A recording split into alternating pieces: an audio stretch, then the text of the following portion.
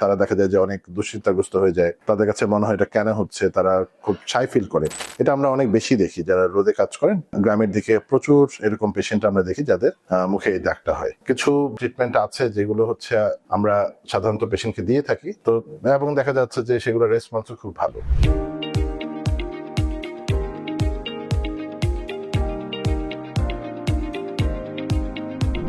আসসালামু আলাইকুম। তো আজকে আমি মূলত আপনাদের সাথে একটা টপিকস নিয়ে আলোচনা করতে চাই, যেটা অনেক সময় দেখা যায় যে আমাদের দৈনন্দিন জীবনে, বিশেষ করে আমাদের বাড়িতে যারা মা বোন আছেন তারা ফেস করেন, এবং এই জিনিসটা নিয়ে তারা অনেক দুশ্চিন্তাও করেন। সাধারণত যে জিনিসটা দেখা যায় যে মুখের মধ্যে দাগ, এটাকে আমরা যেটা বলি মেলাজমা, অনেক সময় এটাকে আমরা যেটা বলি মেস্তা, মানে খুবই কমনলি বাংলাদেশে পরিচিত যে নামে।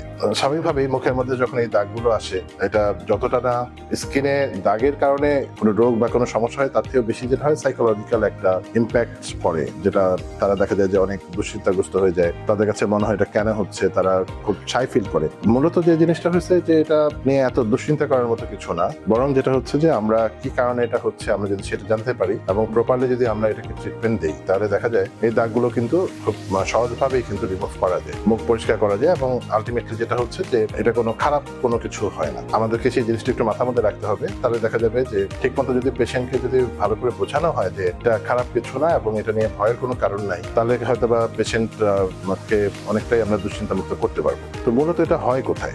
মূলত দেখা যাচ্ছে যে আমাদের গালের দিকে হচ্ছে, তারপরে নাকের কাছে হয়, অনেক সময় ঠোঁটের উপরে হয়, অনেকটা কালচে রঙের অথবা দেখা যাচ্ছে বাদামি রঙের একটা দাগের মতো আসে। এটার একটা অনেক বড় কারণ যেটা হয় সেটা হচ্ছে যে যদি ইউভি রে, আমরা যেটা বলি আলট্রাভায়োলেট রে, সেটা যদি বেশি পরিমাণে যদি এক্সপোজার হয়, অথবা অনেকেই আছে যারা রোদে কাজ করতেছেন, এটা আমরা অনেক বেশি দেখি যারা রোদে কাজ করেন। গ্রামের দিকে প্রচুর এরকম পেশেন্ট আমরা দেখি যাদের মুখে এই দাগটা হয়। তো এটা হচ্ছে একটা বড় কারণ। অনেক সময় প্রেগনেন্সির ক্ষেত্রে বা প্রেগনেন্সির পরবর্তী সময়েও এই জিনিসটা আমরা দেখতে পাই, খুবই কমন এটা। তারপরে দেখা যাচ্ছে যে অনেকের ফ্যামিলিগত ভাবে এটা হয়, যে অনেকের ফ্যামিলিতে আছে, সেক্ষেত্রে দেখা যায় যে এই জিনিসটা কমনলি আমরা দেখতে পাই। বার্থ কন্ট্রোল পিল যদি খাওয়া হয় অনেকদিন, সেক্ষেত্রেও দেখা যায় যে এই ধরনের দাগ দিতে পারে। তো মূলত হচ্ছে এগুলোই হচ্ছে কারণ।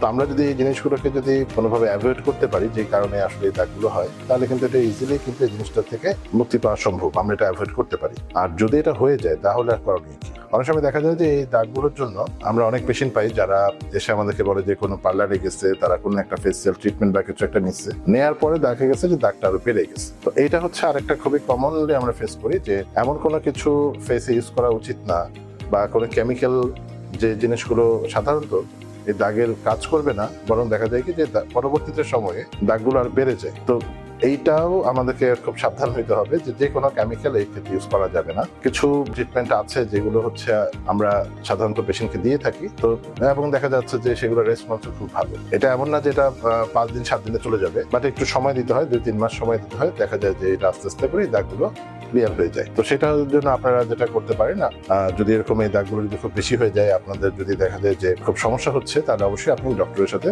দেখা করতে পারেন।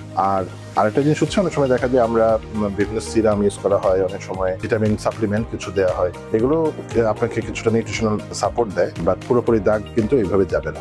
তো সেক্ষেত্রে যে জিনিসটা হয় যে আপনারা ডাক্তারের শরণাপন্ন হতে পারেন, এবং আমরা আছি আপনাদেরকে হেল্প করার জন্য, যাতে এই দাগগুলো থেকে মুক্তি পাওয়া যায়।